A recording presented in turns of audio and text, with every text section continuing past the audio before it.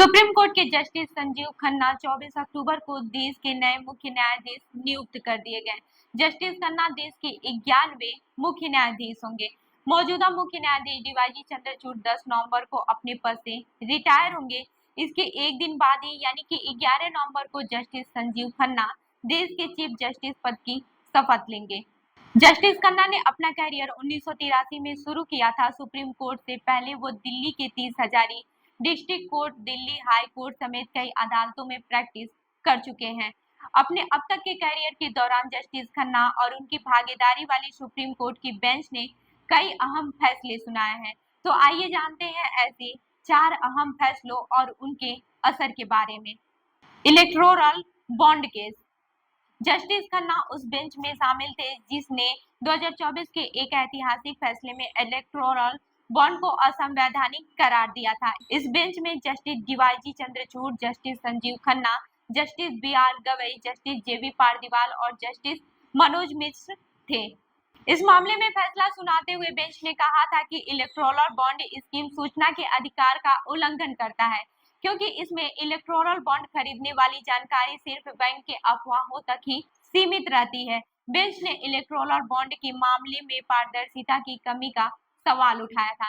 Supreme court की bench ने कहा था कि इलेक्टोरल बॉन्ड को अज्ञात रखना सूचना के अधिकार और अनुच्छेद 19(1)(a) का उल्लंघन है।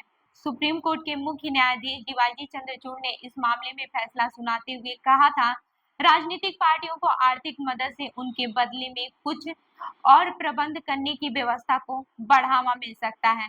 जस्टिस चंद्रचूड़ ने कहा था कि काले धन पर काबू पाने का एकमात्र तरीका इलेक्टोरल बॉन्ड नहीं हो सकता है, इसके और भी कई विकल्प हैं। मामला सुप्रीम कोर्ट में 8 साल से ज्यादा वक्त से लंबित था और इस पर सभी की निगाहें इसलिए भी टिकी थी क्योंकि इस मामले का नतीजा साल 2024 में होने वाले लोकसभा चुनाव पर बड़ा असर डाल सकता था। अब बात करते हैं अनुच्छेद 370 का केस। जस्टिस खन्ना 2023 में संविधान के अनुच्छेद 370 से जुड़े केस पर फैसला करने वाली बेंच के सदस्य थे। अनुच्छेद 370 के तहत ही जम्मू कश्मीर को विशेष राज्य का दर्जा मिला था। संजीव खन्ना का कहना था कि अनुच्छेद 370 संघवाद के अनुरूप नहीं है, इसे खत्म करने से भारत के संघीय ढांचे पर कोई असर नहीं पड़ेगा। उस समय इस केस का फैसला सुनाने वाली बेंच ने कहा था, राष्ट्रपति के पास अनुच्छेद 370 हटाने का अधिकार है।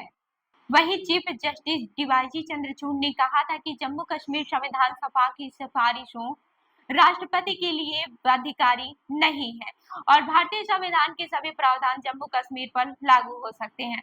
बेंच ने कहा था कि अनुच्छेद 370(3) के तहत राष्ट्रपति को 370 को निष्प्रभावी करने का अधिकार है। सर्वोच्च न्यायालय ने यह भी कहा है कि राज्य में युद्ध जैसे हालात की वजह से अनुच्छेद 370 एक अस्थायी व्यवस्था थी और संविधान के अनुच्छेद एक और 370 से यह स्पष्ट है कि जम्मू कश्मीर भारत का अभिन्न हिस्सा है। फैसला सुनाते हुए मुख्य न्यायाधीश जस्टिस डीवाई चंद्रचूड़ ने चुनाव आयोग को निर्देश दिया था कि वो सितंबर 2024 तक जम्मू कश्मीर में चुनाव कराए। अब बात करते हैं चीफ जस्टिस के दफ्तर को आरटीआई के दायरे में लाने के फैसले के बारे में। 3 नवंबर 2019 को सुप्रीम कोर्ट ने अपने आदेश में कहा था कि मुख्य न्यायाधीश का दफ्तर अब आरटीआई के दायरे में होगा। दिल्ली हाई कोर्ट के फैसले को बरकरार रखते हुए अदालत ने कहा था कि पारदर्शिता से न्यायिक आजादी प्रभावित नहीं होती। जिस बेंच ने यह फैसला सुनाया था, जस्टिस संजीव खन्ना उसका हिस्सा थे। अपने फैसले में अदालत ने कहा था कि निजता और गोपनीयता का अधिकार एक अहम चीज है और चीफ जस्टिस के दफ्तर से सूचना देते वक्त वह संतुष्ट होनी चाहिए। लाइव लॉ के मुताबिक जस्टिस खन्ना ने ही संवैधानिक पीठ के लिए ये जजमेंट लिखी थी। सुप्रीम कोर्ट के सामने यह मामला तब आया जब सुप्रीम कोर्ट के महासचिव ने जनवरी 2010 में दिल्ली हाई कोर्ट के उस आदेश के खिलाफ अपील की जिसमें सीजेआई के दफ्तर को आरटीआई के तहत माना गया। हाई कोर्ट ने अपने आदेश में सीजेआई के ऑफिस को आरटीआई कानून की धारा 2H के तहत पब्लिक अथॉरिटी बताया था। वहीं इस पूरे मामले की शुरुआत तब हुई जब आरटीआई कार्यालय सुभाष चंद्र अग्रवाल ने चीफ जस्टिस के कार्यालय को आरटीआई के दायरे में लाने के लिए याचिका दायर की थी। अब बात करते हैं सेंट्रल विस्टा जब जस्टिस खन्ना ने दिया था बेंच से अलग फैसला उसके बारे में। सुप्रीम कोर्ट ने सेंट्रल विस्टा प्रोजेक्ट को जनवरी 2021 में अनुमति दी थी। इस प्रोजेक्ट के तहत बाकी निर्माण के अलावा दिल्ली में नया संसद भवन भी बनाया गया है। तीनों जजों के बेंच ने 2-1 के बहुमत से यह फैसला सुनाया। इस बेंच में जस्टिस संजीव खन्ना भी शामिल थे। जस्टिस खन्ना के अलावा इस बेंच में जस्टिस एएम खनविलकर और जस्टिस दिनेश माहेश्वरी भी शामिल थे। जस्टिस खनविलकर और दिनेश माहेश्वरी ने सेंट्रल विस्टा प्रोजेक्ट को अनुमति दी थी, जबकि जस्टिस संजीव खन्ना ने इसके खिलाफ अपना फैसला सुनाया था। अपने फैसले में सुप्रीम कोर्ट ने पर्यावरण मंत्रालय से भविष्य की परियोजनाओं में स्मार्ट टावर लगाने के लिए कहा था। सुप्रीम कोर्ट ने इस प्रोजेक्ट में पर्यावरण से जुड़ी मंजूरियों को भी स्वीकार कर लिया था और जमीन के इस्तेमाल में बदलाव की अधिसूचना को भी हरी झंडी दे दी थी। इस पर आपत्ति क्या थी, ये भी बात कर लेते हैं। जस्टिस संजीव खन्ना ने जमीन के इस्तेमाल में बदलाव को लेकर आपत्ति जताई थी। जस्टिस खन्ना ने जमीन के इस्तेमाल में बदलाव पर दिए फैसले में असहमत जताते हुए कहा था कि इस केस में हेरिटेज कमेटी का पहले अप्रूवल होना चाहिए था। उन्होंने अपनी जजमेंट में लिखा था, चूंकि जस्टिस एएम खनविलकर के साथ जनता की हिस्सेदारी कानूनी प्रावधानों की व्याख्या, हेरिटेज कमेटी के अप्रूवल न होने और एक्सपर्ट अप्रेजल कमेटी के आदेश को लेकर मेरा दुराव है, लिहाजा मैंने अलग से असहमत का फैसला लिखा है।